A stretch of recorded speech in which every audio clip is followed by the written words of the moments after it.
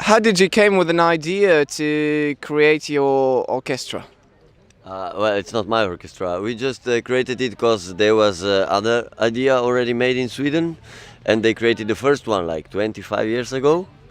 And then we said it's such a great thing and it's pity not to spread it around. So we started a new one in Slovenia, and then we went on and we made another one in Czech, in Australia, and now it's quite plenty, not by us but by all people that were enthusiastic about this principle of learning by ear and learning from each other, and young people sharing the folk traditions, which is something not so common in today's days. All right. How many years ago was that? Well, we started 2003. Right. I was in the first one 2000. It was in Belgium. Then I went to Sweden, and we were 3. And now it's like, I don't know, 10 or 15 of Etno gatherings around the world. Each one with different principle. Also one very close here in Viljandi folk, in Viljandi in Estonia. Right. So you have something similar, very close, but there's a more local one. Each one is different, but mostly it's based on the learning by ear and the sharing something without somebody that is like a professor or some teacher, but with the people just mixing up and making this learning process very creative and very interesting. So it's not like in school, but it's much more about jam session. So it's like a big jam where you can just pick things and choose the most interesting things that are for you interesting. If you're professional, if you're amateur, it doesn't matter. So this is also, it's intergenerational, it's cultural, and you don't need to speak. You just have to play. That's important. All right. And what kind of instruments do you play? Well, it's just, I mean, me? Yeah. About me, okay. Well, personally, I play accordion, and then I play also flute, some drums and stuff. But I say I'm a puppeteer, so I do theater. So All right. basically, I'm a puppeteer that plays and plays with playing and doesn't want to be very strict about the All right. rules how. And I'm not a professional musician, but All right. So how many days now you're in Lithuania? I'm here for 4 or 5 days. We played in Vilnius before and in Kelmėje with another group, Fekete Seretlek. All right. Tell me something about Fekete Seretlek. It's actors from Damu, from Prague, and we are all just together because we have the same interest, but some of us it's musicians, some it's less, but we are kind of gathering and making this theatrical kind of grotesque kind of folk performances, let's say. Yeah, folk music performances. So we got something here in Lithuania that's called Liūdni slibinai, which means sad dragons. If you have heard from Beatrice, well, they got a similar style, I think. And back to the Etno orchestra. So each country, like Estonia and Slovakia, has its own Etno orchestra in their country, and all this caravan brings them together, right?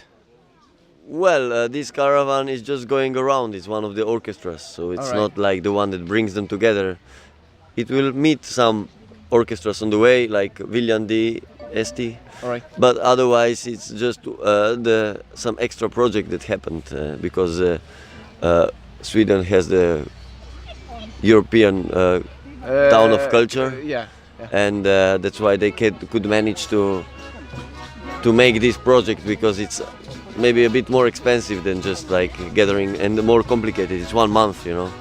But it's quite good because we have such a network already, then that the people are kind of very keen of getting into this and making everything this happen, even if they don't get paid, even they have to pay and so on. So it's like quite a complicated thing to bring an orchestra with the people from everywhere around for 1 month almost. And does this caravan happen every year? No, it's the first time, that's the point. Now it's the first project like this, yeah. All right. We had before Etno in Transit, which was 8 people, 9 people, yeah. All right. So I was also asking the well, I was in fact organizing from beginning, but then I stepped out. Why don't we make like 10 people, which would be much easier? But in a way, it's the point is about getting this diversity and this big number, because it makes really an atmosphere wherever you come. Yeah. You build your own atmosphere, and that's quite important. Because now I was here alone teaching. If there would be many young people there, they would kind of also wake up the older people to sing louder, for example. Yeah. Yeah. And wherever you come, you make a dance party. You come to a supermarket. You play in prison. You play in the middle of nowhere. And these things happens, and it's really cool to experience this. I think that's very important right here in Lithuania, at least in Kelmėje. How many participants are coming here with a bus? I think about 50, I'm not sure. About 40, 50, yeah. I don't know in fact.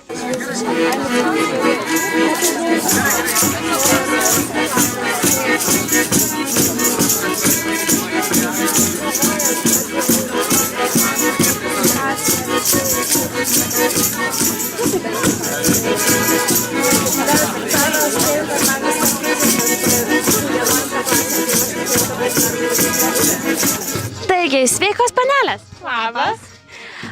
Kaip jūs sumastėte atvykti į šį festivalį, kuris vyksta toli nuo Raseinių, netoli Kelmės? Nu, kaip ten nutiko, kad mes Facebook'e pamatėm šį renginį ir kadangi vasaros dienos ilgos, tai nusprendėm galbūt dieną praleisti turiningai būtent čia.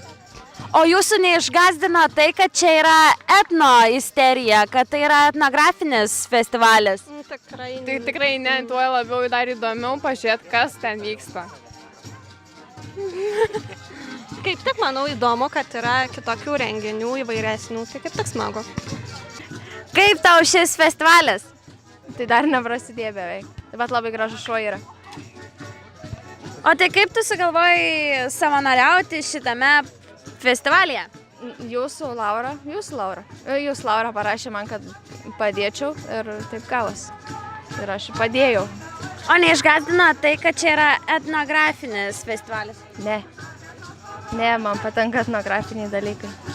Kas tave paskatino dalyvauti šitame festivalyje?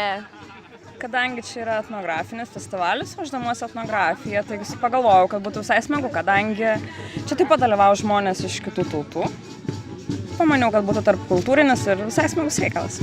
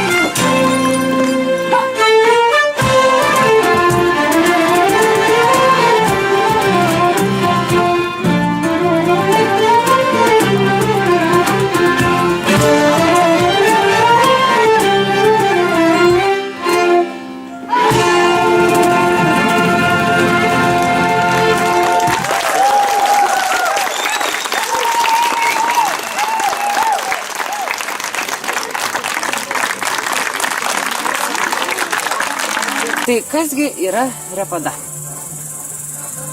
Tai repada. Tai yra asociacija, kuri įsikūrė kovo mėnesį ir mes, tai yra jaunimas, Kelmėje, Raseiniai, Lietuva ir Londonas, tiesiog tarptautinė organizacija, asociacija.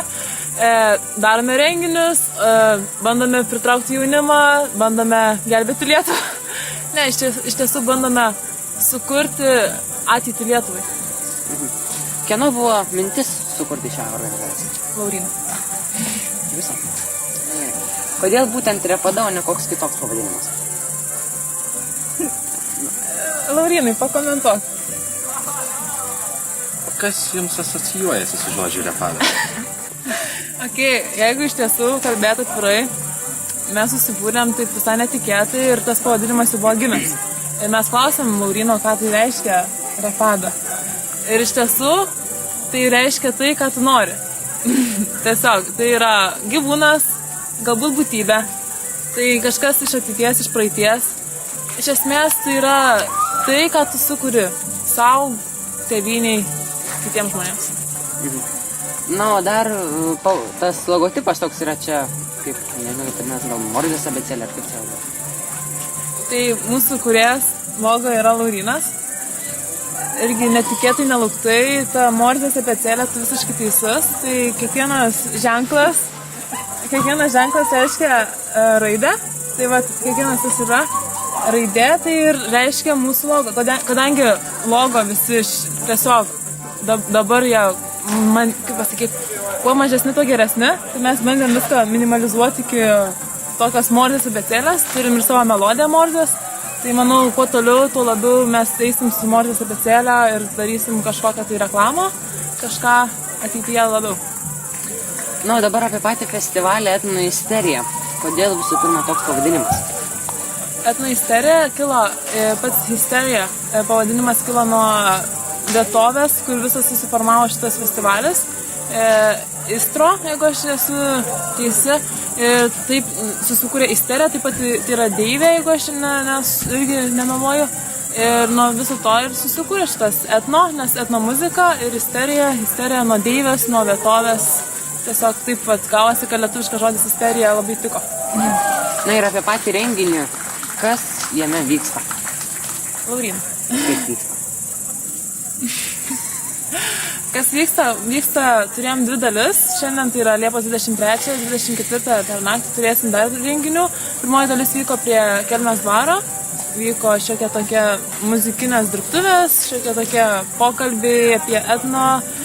O antroji dalis vyksta čia prie Kelmėje, tai irgi šokiai, dainas, Etno ISTERIJA orkestras mums pagroja jau, dabar turime dirbtuves, taip pat turėsime dar antrą PKT koncertą ir manau taip pat dar lėlininkas Matijas Olco turės savo pasirodymą. Iš kokių šalių yra atvažiavę atlikėjai? Turime atlikėjų iš 15 šalių, netgi iš Čilės, Australijos, Kanados. Turime tikrai įdomių asmenybių ir manau tikrai festivalis spalvotas, gražus, įdomus.